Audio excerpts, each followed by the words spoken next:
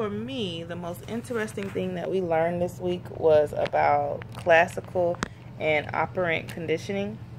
I like how you explained it in the first slide that it's just basically learning, and it is basically that's what it is. It's just the easier way to explain about what it is. It's very interesting how we learn from people around us, like our family members, friends, even people that you don't realize that you learn from. Like you may see somebody in the store that you see they do something and you pick up on it and you don't even notice it, and then you start doing the same thing without even telling your mind to do it. And I really like how we learn from our environment as well, and how we pick up on things that we see around us in our environment and we start acting on those things as well. For me, the most interesting and also scary, most terrifying thing that we saw this week was the Bobo doll experiment. That's crazy. As a parent, I understand, why they were doing the test, but as a parent, I wouldn't have let my child do that experiment. Because it's just like, I guess you don't realize how much of what we do negatively affects our children and just people around us in general as well. But small children, they pick up on everything, and I know kids pick up on a lot of stuff, but I don't say a lot of stuff around my daughter because I know she copies everything that I say. But with some behavior, you would think that they wouldn't even see a lot of that.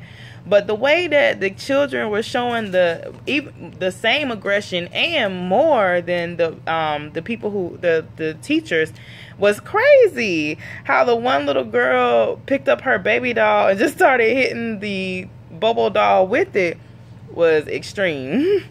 Because you don't even know that's a weapon. That's not even a weapon, and you're using it to beat up on something. And how they gave the kids the mallet, like, that's crazy.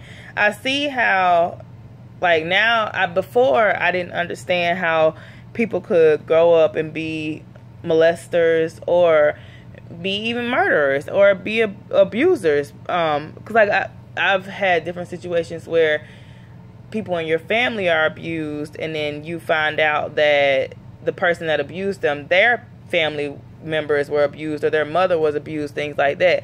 I never could understand how a son can see his mother getting abused and then abuse his wife. I just never got that. Now I kind of understand it, because I do see how if that's something that you learn, that's all you know. So how are they supposed to know any different than that? To me, in my mind, I would put like life experiences and just growing up into the factor, and think that those behaviors would be gone just because you've grown up, right from wrong, vice versa. But in that case, it's something that lays dormant inside you, because that's something that you grew up seeing. That's something that you heard. That's something that you saw all the time. That's something that may have gotten done to you, especially with molestation, which is so sad. And so I see how the cycle continues, even though it's very upsetting, and I wish it wouldn't be like that. I can understand how the cycle continues. Even with racism, that's the same thing. It's a behavior that's learned, and it's something that someone has taught you. I see how it has gone so far over time, and just how things have evolved with it, even now in today's time, and how things used to be back in the day, how it was even worse, and how in today's time some things are still just as bad.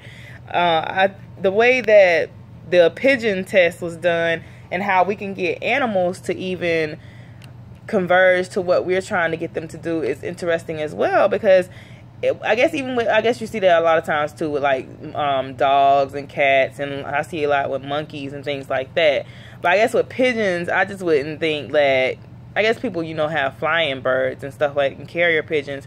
But I don't know. I guess it would be harder to me to train a bird, because you can't talk to them. You can talk to them, but they can't answer you. Like a dog can bark, a cat can look at you and meow. They're very smart.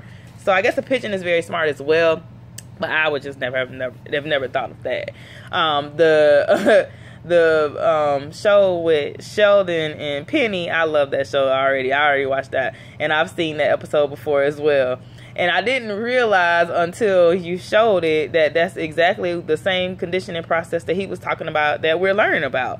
And Sheldon is so crazy, but I do understand where he was coming from with trying to enforce proper behavior on Penny.